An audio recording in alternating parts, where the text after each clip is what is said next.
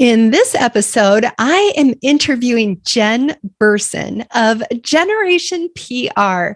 Jenn is a PR pro, and she is here to tell us her story of how she got to this point in her successful business and also how she's helping others to do the same.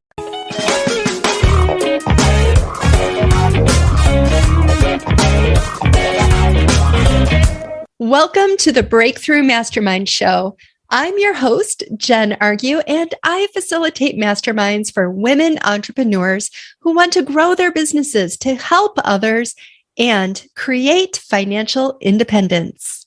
I am so excited to have Jenn Berson on the show today. She is a friend that I made pre-pandemic at a conference that we both went to, and she's an incredible person. She has her own PR company called Jeneration PR, and she also teaches people how to be rock star PR pros with her Jeneration Academy. So welcome, Jenn. I'm so happy to have you here. Thank you, Jen. And of course, perfect timing. My dog is starting to bark. So I love it. We're all working from home, so yeah. I welcome dogs and lawnmowers. It's all good. You see me just like throwing treats. It's an attempt to get the dog to leave me alone. So that's awesome. So one thing that I always love my audience to hear is the journey that you as a woman entrepreneur have taken. So can you tell us maybe how you started out to how you got to where you are now? Yeah, well, a total 180. I started as a civil litigation attorney. That was my first, career. Went to law school right out of college and then went straight into practicing law. Yeah, I started out as an attorney and I practiced litigation for almost 4 years. And, I was at these big firms. I was, basically at one large firm. And the very sort of short answer is that I saw myself going down a path that I didn't like. I didn't have any female role models I could look to and say, okay, she's got it all going on. I'm going to do exactly what she's done. I didn't see female partners that were either moms or ever home for their kids. Maybe, this was 17 years ago, but maybe it's different now. And I always knew I just wanted to have a family and be the kind of parent that I had, like present parents who showed up to all of our, recitals and music, art lessons and stuff. So I just had this inkling that probably wasn't going to be a long-term thing for me. And just, I started to pay really close attention to signs and feelings and things that sort of came into my life at certain times and why. And it kind of started with this bottle of perfume that I found in Europe on my bar trip. And then when I went to reorder it, it was really hard to find. And I thought, this woman, I found her. She was in California, but had no presence in the US. And I thought, this is crazy. I clearly could see how to market and how to position this product. It did it itself. It was 10 fragrances with 10 different affirmations and 10 colors associated with them. So you would smell the fragrance and then you would, it was I am rich, I am beautiful, I am wild. Rich was about abundance and gratitude and that's the one that I had. And I could just instantly see it in the top boutiques in LA, but nobody knew about it. So I just had a feeling I just reached out to the owner of the company and I said, can I help you? I don't even know what this is called. I'm a lawyer, but I have a lot of friends around LA. I can probably get you in some boutiques. And then I think I can get it in magazines so people can start to find out about you. And she said yes and sent me, this stranger on the internet, a huge box of free products. It was lotions and shower gels and fragrance. And I was like a kid. I mean, I love the beauty industry. So I was still practicing law and I went to court in the morning and I came back in my suit and there was this huge box waiting for me. And I was like, it's here. And I ran in my office and I was throwing all the tissue paper out.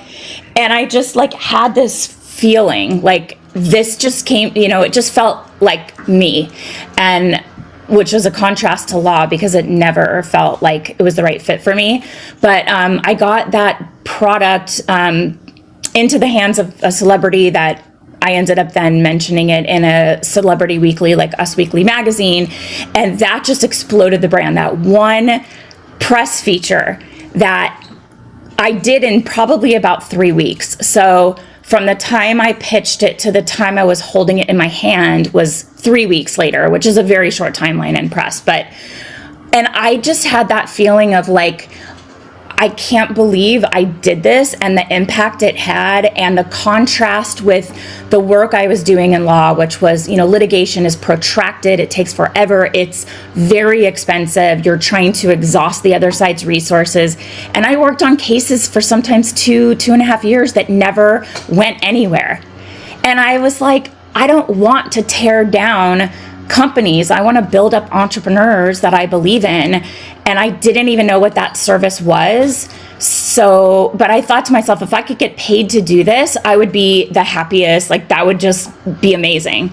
So then I sort of figured out, who to ask. And, it was really hard at the time. There were no mentors willing to share anything with me, which we'll get to that in a minute, because I'm changing that.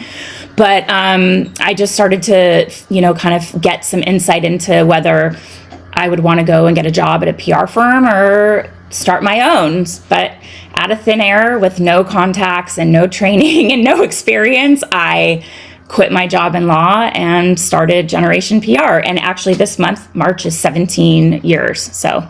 Oh my gosh, congratulations. Thank you. I can't believe it. So what a beautiful story that in 17 years you have gone from not even knowing what this was to building a huge empire around it, basically. Yeah, we're working on it. But I honestly thought PR was like, okay, a celebrity did something really bad. They got caught with their pants down or whatever, and they had to hire somebody to clean up their image, or there was a crisis at a company. And like, sure, that is still PR. I did not know. As much as I love magazines my whole life, I still have 17 magazines shoved under my bed from when I was a teenager. Oh. I loved magazines, and I had no idea there were people like me pitching editors and shaping those stories.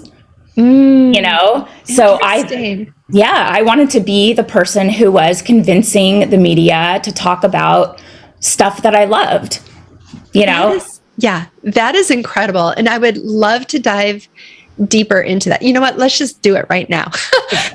So tell us a little bit about what PR is so that the listener has a better idea of what exactly we're talking about. Yeah, well, it stands for public relations. Obviously, I think your listeners know that, but it's essentially visibility. It's using the media to help share about your story, your products, any sort of news that you would want your customers to know about. What we do in my business is promote brands with products. So in that sense, what we're doing is planning for a product launch and backing into the timeline of when we would need to tell the media about it. And you're pitching story ideas or something to different media outlets, whether it's a podcast, a website, a print magazine, a TV show, radio show, if people are still listening to those. And it's trying to tell them about something that would be relevant and timely for their audience, and interesting, newsworthy, actionable. For us, if it's a product launch, we're looking at long lead timelines, which are long lead means it takes longer for these to come out. So that would be a print magazine, usually about 3 to 4 months is long lead. Short lead is digital, which is the bulk of where the media opportunities are right now. They're looking at about, 6 to 4 weeks. Sometimes even I've gotten stuff published the same day or next day. It just depends like how timely it has to be.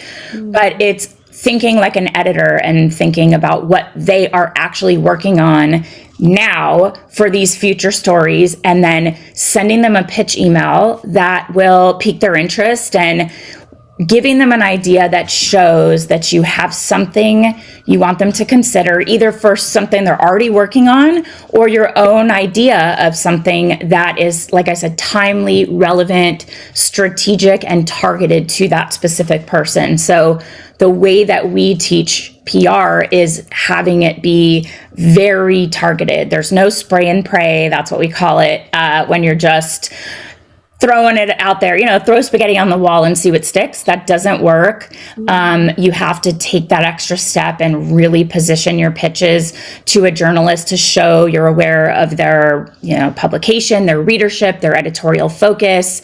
You know what they're up to, and you've got just the thing that they should consider, and there's they're getting so many pitches a day. So it has to be really on point for them to even consider it. But that's what it is. It's kind of sharing a certain facet of your brand, your expertise, your products. Maybe it's the ingredients in your products. Maybe it's something that people in the news are talking about. Mm-hmm. And you have an expert that can weigh in on that topic. That's really hitting the timeliness of your pitch. So we call it kind of sometimes newsjacking, where it'll be something relevant now, and you can throw your client as an expert, throw their hat in the ring to comment on it. And that's getting them visibility in the media, which also helps them gain credibility and access a new audience that may not even know about them or their products yet. So you're trying to reach your target audience through the media. Okay. So I imagine starting out, you're not an agency, right? You're starting out as yourself doing the PR work, right? How does that work? What defines an agency? Let's say that. Well, I started out as myself. It was like a freelancer, but I always presented as an agency in the sense that even when it was me, I had a company name, we were a corporation, and I would say we can support you. So it was always, I felt like having an agency that I could grow into would allow me, first of all, to charge more, mm-hmm. and it might give more credibility to the work that we were, that I was doing. I would always say we, and in the beginning it was just me, but one of the very early mentors I had and the best pieces of advice that I got, because I was really struggling to get past a certain revenue point. I couldn't break that 6 figures. And I was really lucky my first year to be, really close, but I couldn't imagine how I could possibly get to higher revenue. And, because it was like I was already spinning my wheels and working so much, and there's only so many hours in the day. And my mentor said, less Jen equals more money. So hire a team. And I'm sure that is a common theme in your masterminds.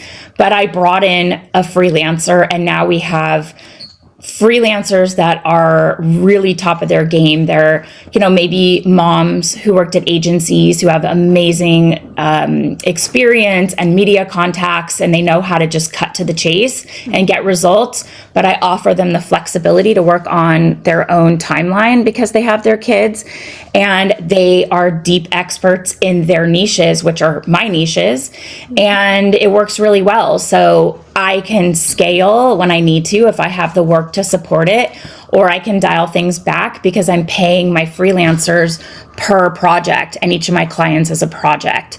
So, essentially an agency is this model, and this is what I teach inside my agency accelerator. It's literally like a 4-pillar approach. It's strategy, sales, service, and scale.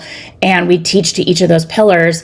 It's a way to find your niche, find the thing you love and that you're passionate about. Like 17 years later, I still love the clients I work with because I chose niches that interest me personally and that I really enjoy. And so we teach that. And maybe that person is a one-man or one-woman show, giving them the foundation to build a business and operate, like the CEO and the visionary in their company that they're meant to be, so that they can start making decisions and build the infrastructure to grow into it. and then teaching them how to get the clients and the revenue to grow into it. So I have a whole approach to that, and I want them setting it up the right way right out of the gate. So don't be a freelancer, be an agency, charge more, say we, and then let me help you do the rest. That really was a lot of foresight that you had to be able to see down the road what would help you now. That really helped you to grow your reputation and your expertise, how people see you. Yeah, it just seemed like the right path for me. I've always just wanted to build something, and my parents, my mom sold real estate, my dad is an entrepreneur, and he's a business my husband's a business broker. My dad is a car broker. And my dad was always home. My parents were all always available. And, I just always wanted to have my own thing. And I like a freelancer isn't really, it's not the vision I had for myself. I want exponential growth and opportunity. And I knew that if I presented bigger, I would attract bigger clients. Yes. And that's that's exactly what happened, is that whatever work we did, we were leveraging it. This is part of the scale pillar in the program. It's like you get this great work, you create beautiful case studies that are really compelling, and you show other brands, look what I can do for you. And the more that you do that, the more that you're able to kind of prove to bigger companies with larger budgets that you can, get it done for them, and probably be more nimble, more creative, more strategic. They'll have access to more senior people than they would in a large agency, and they're not going to get just lost in a small fish in a big pond. So that's the approach that I take when I teach my community how to do it. And it's just unbelievable it's almost like the confidence for them to say, okay, yeah, I can do this. And we give them templates and things that they're leveraging. We just relaunched, and somebody who we're on week 7, she's literally following along in the exact, because we're recording the program live right now with them just to give it a refresh. And the last one we talked about sales and red flags, and then presenting a proposal, and how do you show it? And I give them a template, and she's star student and totally made it beautiful, and got a client that she tripled her rate without even batting an eye, because she felt like she had permission to do so. The clients didn't negotiate, because larger clients, they don't negotiate. You know that. I mean, it's they're just, I trust you, you're the best, and it costs what it costs. Yeah. And then she used our template and closed the deal. And then the next lesson we did was onboarding, and she's like, this is perfect. But it was really cool. I mean, just in 7 weeks, just literally implementing as she's gone along. She's not even done with the program. She's tripled her retainer fee and landed a dream client for her. So it's interesting, when you're operating in a way that is, that somebody has done and it works, then you kind of feel okay, I can do it too. Just give me my marching orders, tell me what to do, and I'll do it. Yeah. And that's right. People love the steps. They love the steps. Yeah, just tell me what to do. Yeah. And the steps that come from somebody with experience who's wise and knows how to teach it. So, and I'm still doing it. I mean, these things that are working now for us. I'm a huge believer in that, of people who are teaching, also practicing. So that what you're being taught is actually current and effective. Exactly. Yeah. So tell me a little bit about, we talked about earlier that we have these soft skills and we have these hard skills in business. And sometimes it's not enough to know the hard skills. We also have to have those soft skills that come with it. And so what is it for you? What soft skills for you helped you experience the most success in your business? Trusting my gut implicitly, and I don't know how or why I am like that, because I come from a family of wafflers and second guessers. Probably that's why. So I just make a decision and move on. And if something even as I was telling you that decision to leave law, and literally, I mean, law school was a fortune, working so hard to earn this career, and then one day saying, I don't want to do this anymore. I had zero doubt. I had zero second guesses, and I wish my family, I could say the same. They were worried, and it was a big investment to walk away from. But I've always just been like, this feels right, and I trust my instincts, and I'm like that as a parent too. Obviously, I am super incredibly far from perfect, but in one instance where it really came in, really necessary, was very, very early on when my son, he's going to be 12 tomorrow, he was maybe 5, 6, 7 months old. I knew that he was delayed. I knew it. And my first time as a mom, but I just felt like he wasn't progressing, and really pushed to have him tested and evaluated and supported. And it's really hard for grandparents and maybe even your husband to hear that there might be something wrong with this like perfect little adorable baby. But I just knew that there was, and he wasn't developing normally. And, now he's 12. He was diagnosed with autism spectrum disorder very early on. He has a lot of other, he has ADHD, he has sensory processing issues, anxiety, depression, and most recently, I pushed for a neuropsych evaluation, which is a very, very expensive test, and it's out of pocket. It's almost $10,000. But I knew we needed to understand how his brain worked. And one of the things we uncovered, my son he has learning disabilities like dyslexia and dysgraphia, which has to do with writing. And instantly I knew we have to pull him from school. It's not a wait till next year type of thing. It is a right now. The pandemic was horrible for all kids, but for a kid who cannot sit and focus and needs to be watched and supported, the pandemic was really detrimental to his development and set him really far back. So mid-year this year, we pulled him to another school. So for me, it's like, I trust my instinct and make decisions and know that they're coming from the right place and the right mind frame, and skill. Like in my mind, it's like, okay, this is the pros and cons. Like, yes, it will be hard, but look at the possibility of what this is going to do. So for me, that has been critical in being an entrepreneur, and confidence, just really knowing that even if I lose clients, or even if, when the pandemic hit, I lost probably 2/3 of our retainer clients. It was a huge hit, but I knew I've survived 2 economic downturns since I started my business. I knew that I just know I can find clients if I need to. Like I could, I never panic like, oh my God, this is terrible.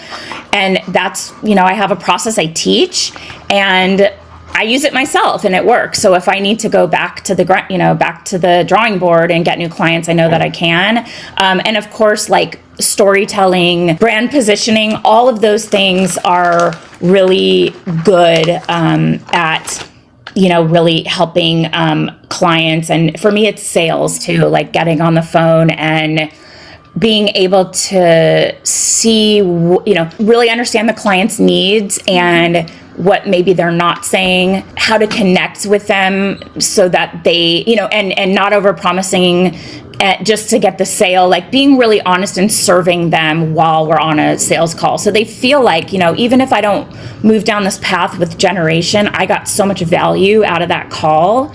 And usually it converts because you're really showing them that you're an expert, right at that. But my dad, he's been a car broker. He's a car salesman. So all my life I've been around sales. My mom sold houses. My dad sold cars. My husband sells businesses.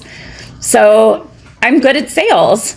Yeah. So natural to you. Yeah, I teach it, but I also, I think that it comes from it's confidence. It all comes from confidence. Just feeling like, I can really help you here. I can really support you. I know what you need, and I'd love to work with you. And being passionate about the company you're talking to.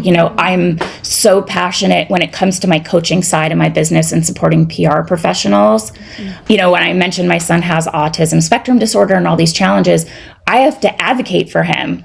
And we're in IEP meetings and in the middle of a lawsuit with the school district for failing to give him support. It's like I have to be present for my son, and what a lucky business I've created to be able to do that, where I can earn great income and support my family, but also have the flexibility to have control over my own schedule.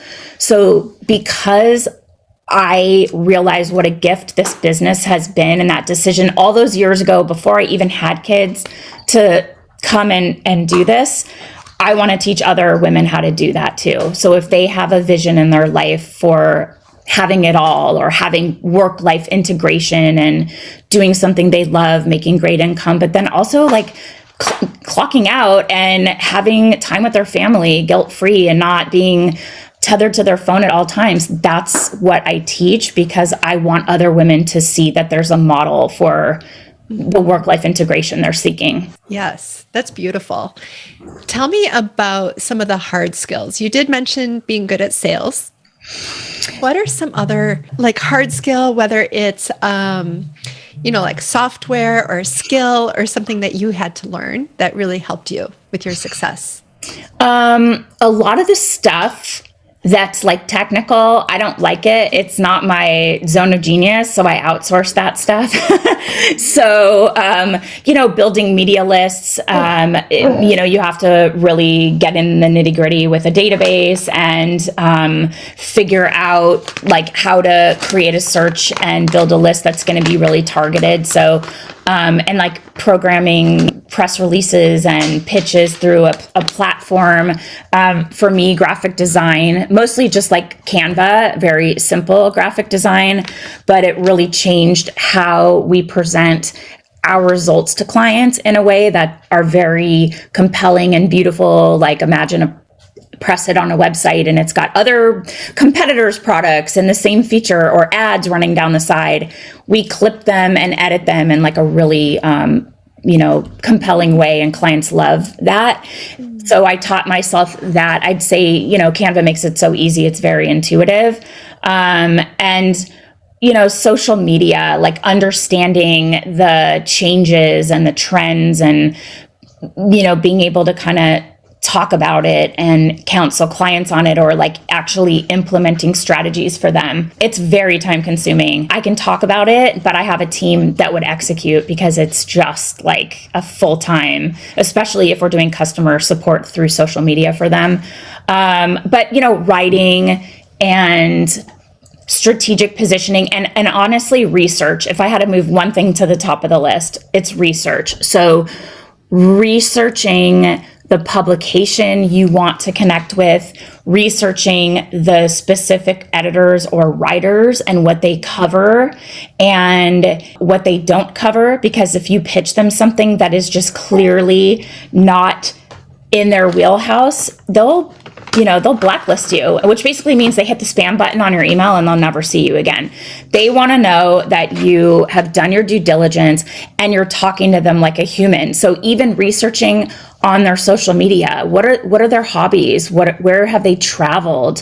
What are they up to recently? Or do they love to cook? Or where can you find that connection to make it a personal email when you send it, so that that person feels okay, you're connecting with me and I'm a human and so are you. I'm not some robotic gatekeeper that you have to be all business.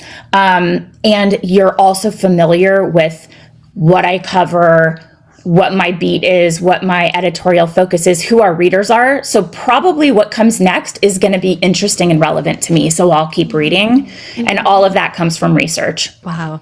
So it's really being prepared. Yes. Doing the research, being prepared so that when you're in that moment, you can really connect at a higher level. Yeah, and that's funny when you say that, doing research and being prepared, that was being an attorney. That was exactly, it comes full. Yeah, I mean, that was it. It was like, knowing the facts and knowing the precedent better than and having telling a compelling story that was better than what the opposing counsel could do, That's what it is. So, yeah. That's incredible how those skills just transferred into this job, and you love this job so much. Yes, and I did not like that job. It's the same skills, it's just a different focus. Yeah, beauty versus like commercial air conditioners that killed 3 people because of carbon monoxide. Like I'd rather talk about lipstick. So I did have a case like that, and I was like, "This is so horrible." Oh my goodness! Oh my goodness! And I mean, it's who you are, and it's helped you. Sounds like with your son as well, advocating for him, and when you combine all those things, I think being a researcher and being prepared, and also being a people person and knowing how to connect and sell is a pretty dynamic combination. Yeah, I think so. I mean, hopefully I have it. I work on it all the time, and So my question is, and thank you for sharing the soft skills and the hard skills, because I think that's important for people to hear and, think about what their soft and hard skills are. And tell me about your program, because it sounds like you are training people to have their own PR agencies. Can people, like other entrepreneurs, if they want to start pitching themselves or their own products, can they take your course for their own personal use? Yeah, we actually have 2 different sort of main offerings. So, and you mentioned kind of both of them. We developed a program, it's a membership, it's called the Pitch Lab, and it is geared towards PR professionals. Like, it is developed with that level of mastery. But we have seasoned people that have been practicing PR for 30 plus years. And we have brand new people looking to learn a new skill that they can, leverage and then hopefully grow a business around it.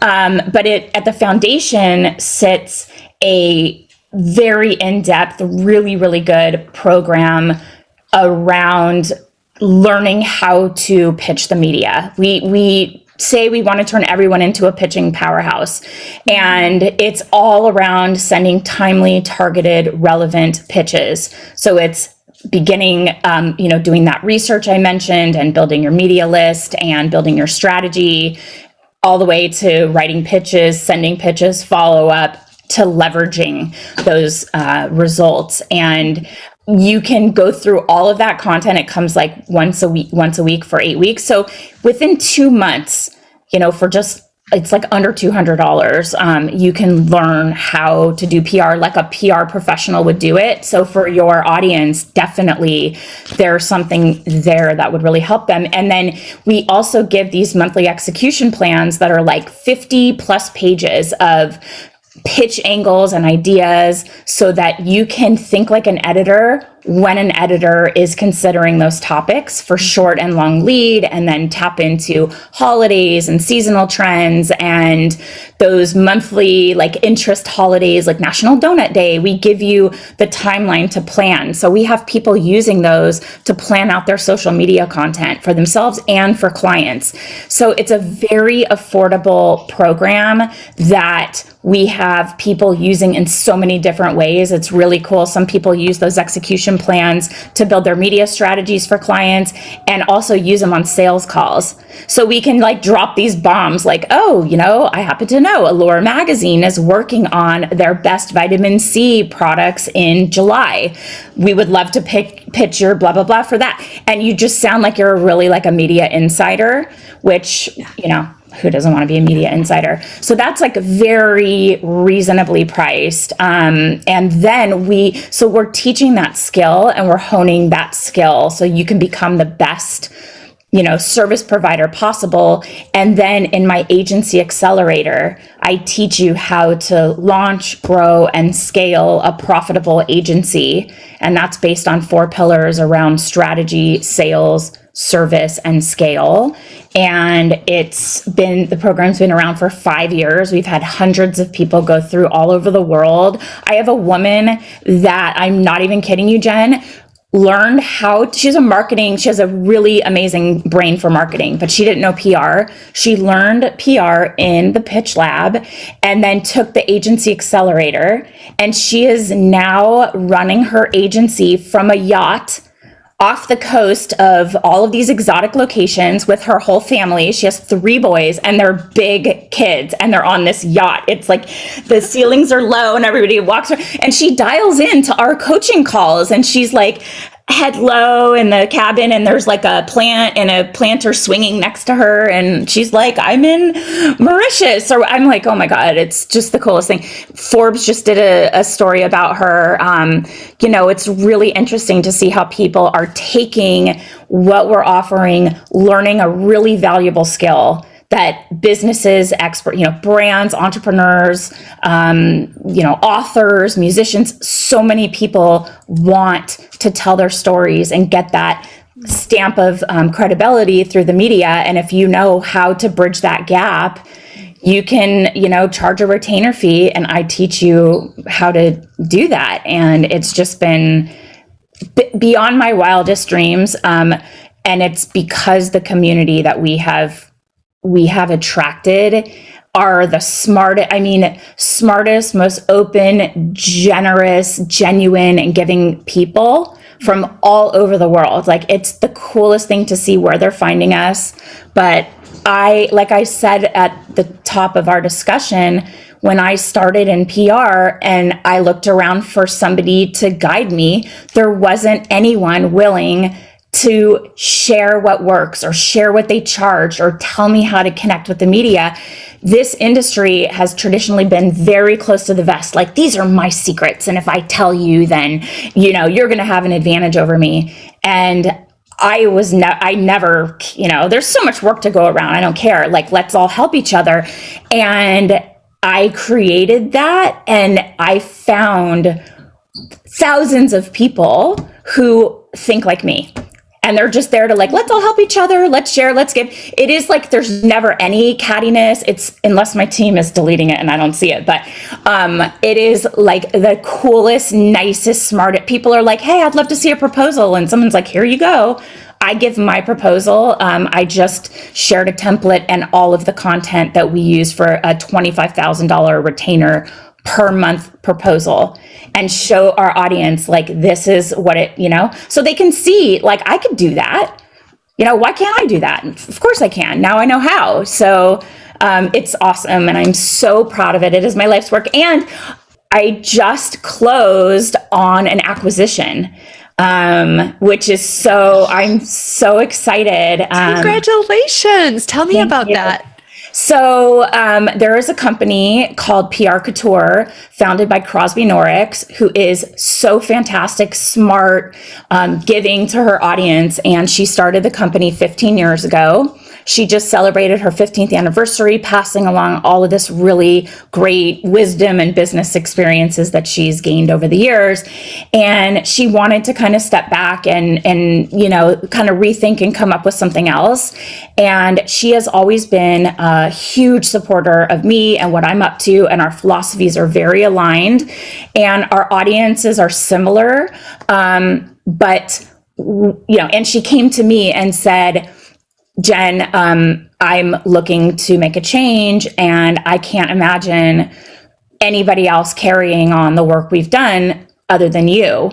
And so we've been in talks and working on it for the last 5-6 months. And we just closed on Friday, and we're so excited to support her community and use this as a way to connect with a bigger audience and offer them more value and support them no matter where they are in their careers. And the ultimate goal is to help them find clients, earn an income, and do it on their terms.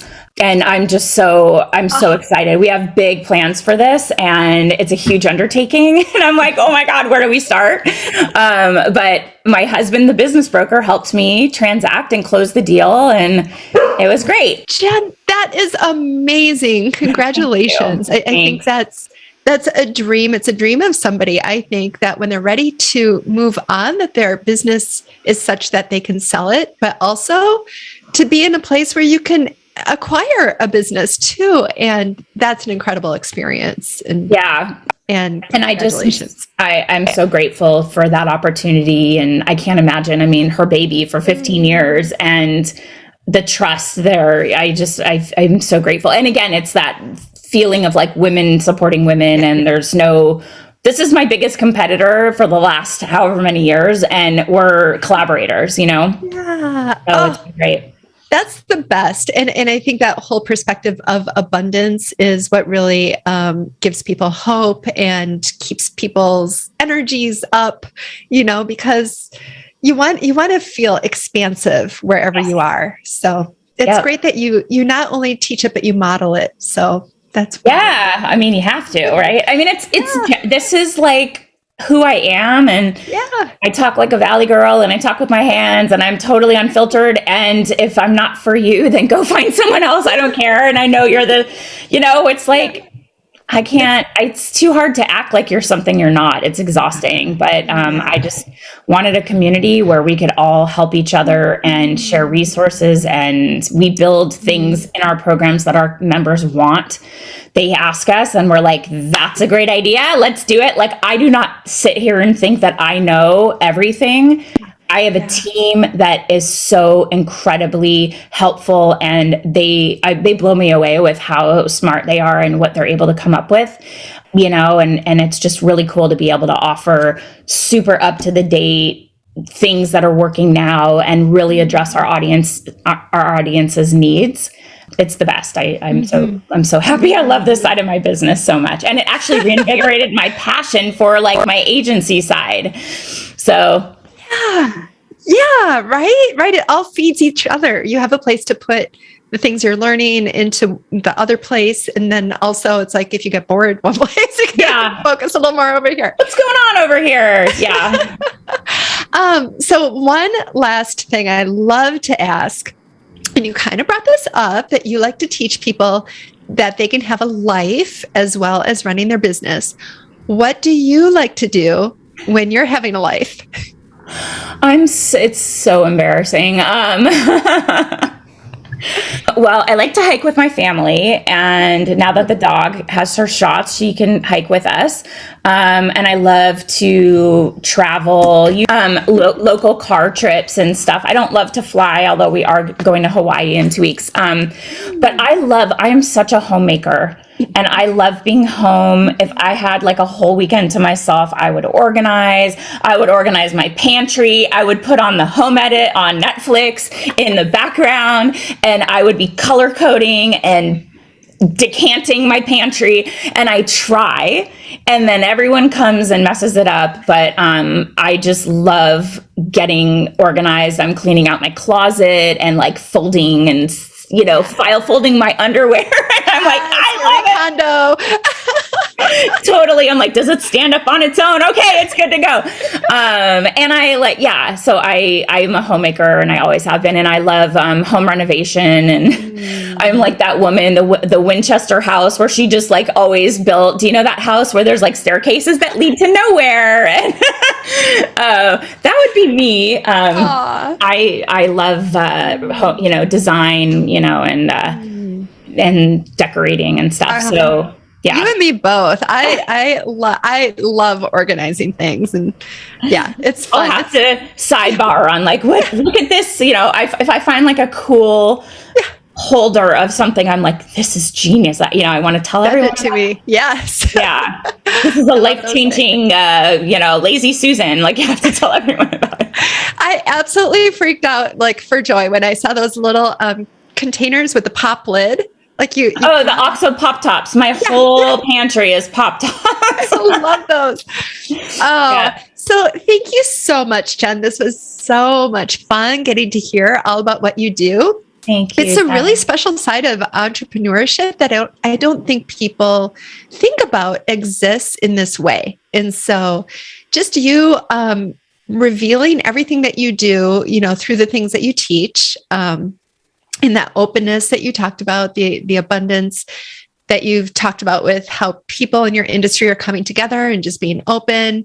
It's really great to hear that. It's super inspiring. If people wanted to learn more about you, where would they go? I'm all over social media. Instagram is kind of my home base at Jeneration PR with a J. My agency website is the same, generationpr.com with a J. And then all of my programs can be found at profitableprpros.com.